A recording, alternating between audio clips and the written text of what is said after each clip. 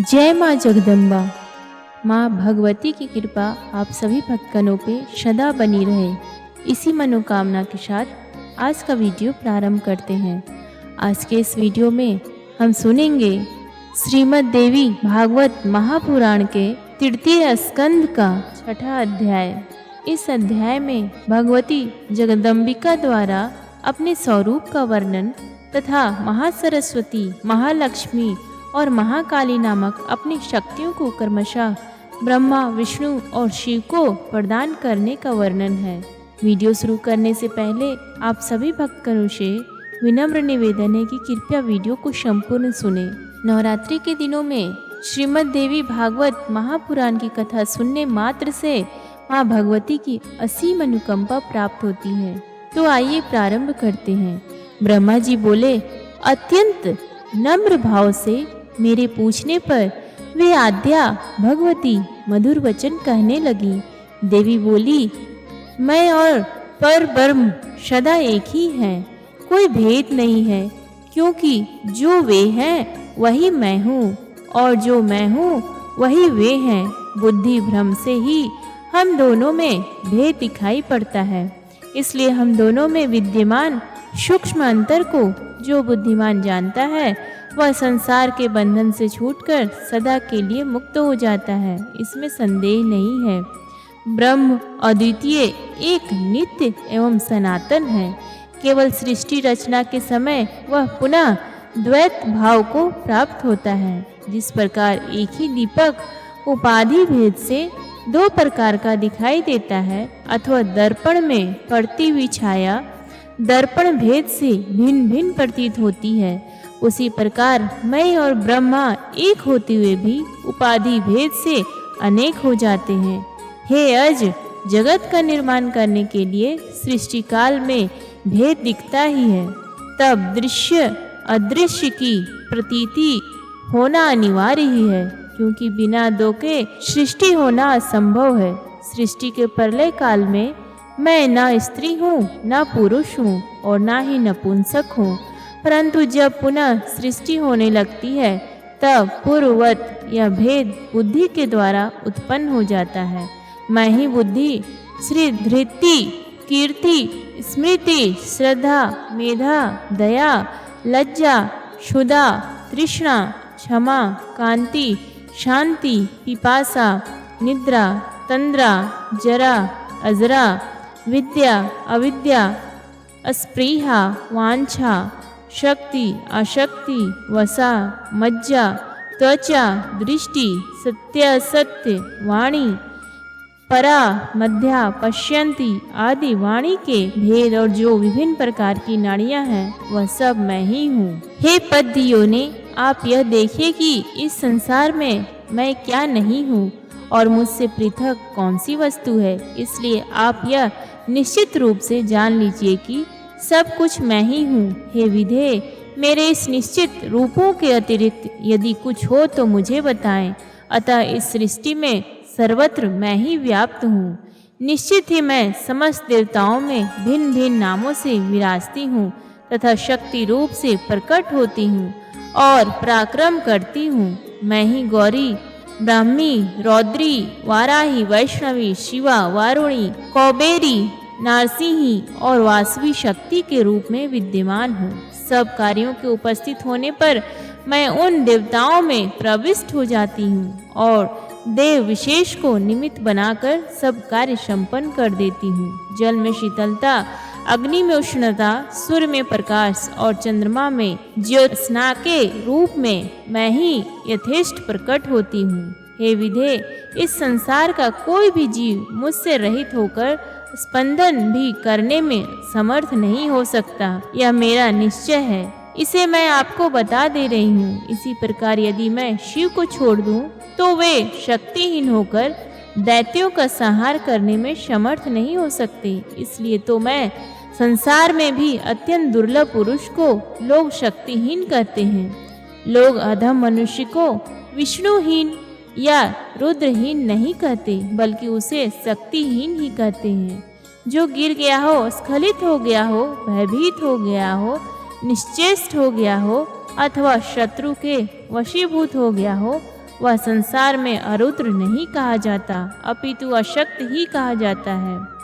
हे ब्राह्मण, आप ही जब सृष्टि करना चाहते हैं तब उसमें शक्ति ही कारण है, ऐसा जानिए। जब आप शक्ति से युक्त होते हैं तभी सृष्टिकर्ता हो पाते हैं। इसी प्रकार विष्णु, शिव, इंद्र, अग्नि, चंद्रमा, सूर्य, यम, विश्वकर्मा, वरुण और वायु देवता भी शक्ति संपन्न होकर ही अपना अपना कार्य संपादित करते हैं। पृथ्वी भी जब शक्ति से युक्त होती है तब स्थिर होकर सबको धारण करने में समर्थ होती है। यदि वह शक्तिहीन हो जाए तो एक परमाणु को भी धारण करने में समर्थ न हो सकेगी। शेषनाग, कच्छप एवं 10 दिग्गज मेरी शक्ति पाकर ही अपने अपने कार्य संपन्न करने में समर्थ हो पाते हैं। यदि मैं चाहूँ तो संपूर्ण संसार का जल पी जाऊं, अग्नि को नष्ट कर दूं और वायु की गति रोक दूं। मैं जैसा चाहती हूँ वैसा करती हूँ। हे कमलोदय, सभी तत्वों के अभाव का संदेह अब आप कभी न कीजिए, क्योंकि कभी कभी किसी वस्तु विशेष का प्राग भाव तथा जिसका आदि हो किंतु अंत न हो, उसी प्रकार हो जाता है। जिस प्रकार मिट्टी के पिंडों में और कपालों में घटा भाव प्रतीत होता है, आज यहाँ पृथ्वी नहीं है तब वह कहाँ चली गई? इस पर विचार करने पर वह पृथ्वी परमाणु से विद्यमान तो है ही, ऐसा जानना चाहिए। शाश्वत, सनिक, शून्य, नित्य, अनित्य, सकर्तृक और अहंकार, इन 7 भेदों में सृष्टि का वर्णन विवक्षित है। इसलिए हे अज, अब आप उस महत्व को ग्रहण कीजिए जिससे अहंकार की उत्पत्ति होती है। तत्पश्चात आप पूर्व की भांति समस्त प्राणियों की रचना कीजिए। अब आप लोग जाइए तथा अपने अपने लोकों की रचना करके निवास कीजिए और दैव का चिंतन करते हुए अपने अपने कार्य कीजिए। हे विधे, सुंदर रूप वाली, दिव्य हास वाली, रजोगुण से युक्त, श्रेष्ठ श्वेत वस्त्र धारण करने वाली, अलौकिक दिव्य आभूषणों से विभूषित, उत्तम आसन पर विराजमान इस महासरस्वती नामक शक्ति को क्रीड़ा विहार के लिए अपनी सहचरी के रूप में स्वीकार कीजिए। यह सुंदरी सदा आपकी सहचरी बनकर रहेगी।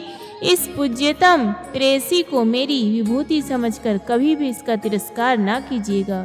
अब आप शीघ्र ही इसे साथ लेकर सत्यलोक में प्रस्थान करें और तत्व बीज से 4 प्रकार की समस्त सृष्टि करने में तत्पर हो जाएं।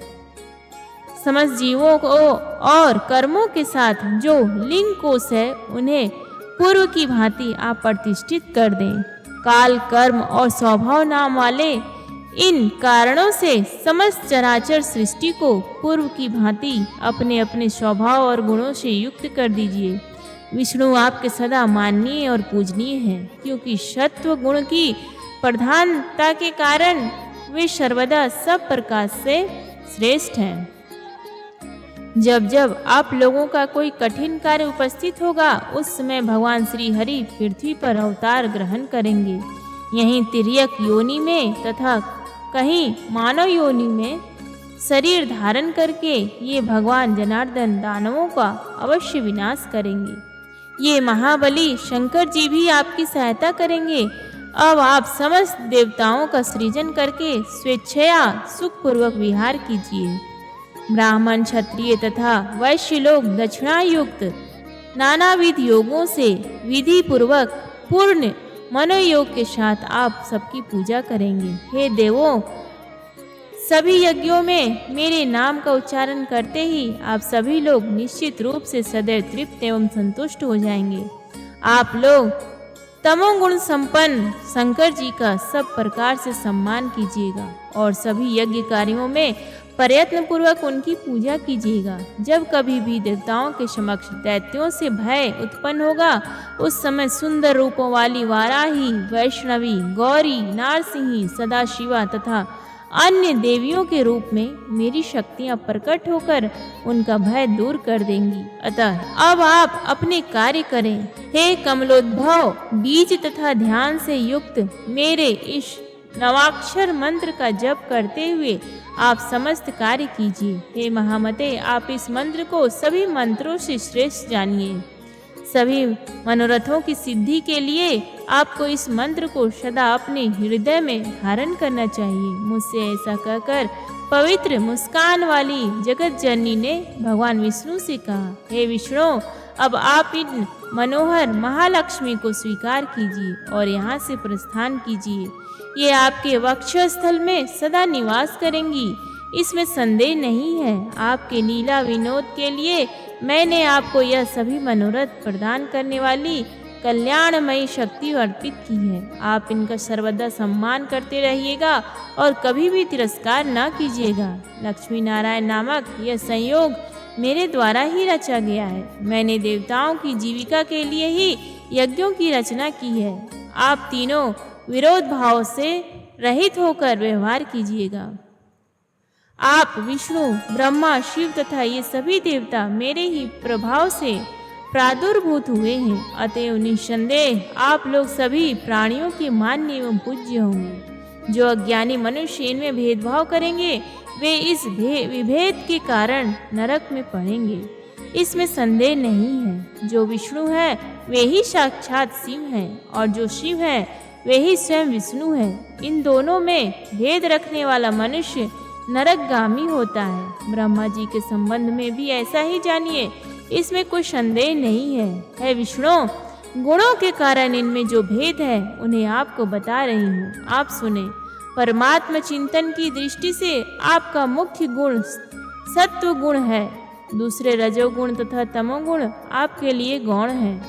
अतः विभिन्न भेद युक्त विकारों में रजोगुण से संपन्न होकर आप इन लक्ष्मी के साथ विहार कीजिए। हे लक्ष्मीकांत, मेरे द्वारा आपको दिया गया वाग बीज, ऐंक, कामराज तथा तृतीय माया बीज, इनमें युक्त यह मंत्र परमार्थ प्रदान करने वाला है। आप इसे ग्रहण करके निरंतर इसका जप कीजिए तथा सुखपूर्वक विहार कीजिए। हे विष्णु, ऐसा करने से आपको ना तो मृत्यु भय होगा और ना काल जनित भय ही होगा। जब तक मैं विहार करती रहूंगी तब तक यह सृष्टि निश्चित रूप से रहेगी और जब मैं संपूर्ण चराचर जगत का संहार कर दूंगी उस समय आप लोग भी मुझ में समाहित हो जाएंगे। आप लोग समस्त मनोरथों को पूर्ण करने वाले तथा मोक्ष प्रदान करने वाले इस मंत्र का अनवरत स्मरण करते रहें। अपना कल्याण चाहने वाले व्यक्ति को इस मंत्र के साथ ओंकार जोड़कर चतुरक्षर मंत्र का जप करना चाहिए। हे पुरुषोत्तम, अब आप वैकुंठ का निर्माण कराकर उसी में निवास कीजिए और मुझ सनातनी का सतत ध्यान करते हुए इच्छा पूर्वक विहार कीजिए। ब्रह्मा जी बोले, हे नारद, विष्णु से ऐसा कहकर उस त्रिगुणात्मिका तथा निर्गुणा परा प्रकृति ने देवाधिदेव शंकर जी से अमृतमय वचन कहा।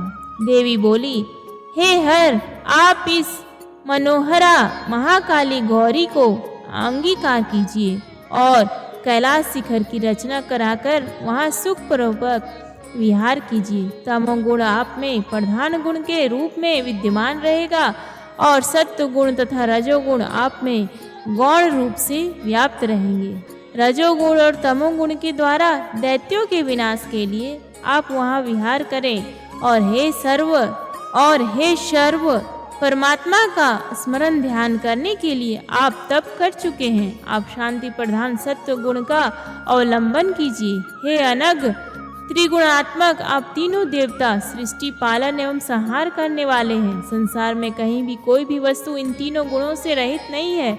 जगत की जितनी भी दृश्य वस्तुएं हैं वे सब त्रिगुणात्मिका हैं। इस संसार में ऐसी कोई भी दृश्य वस्तु गुण रहित ना तो हुई और ना होगी।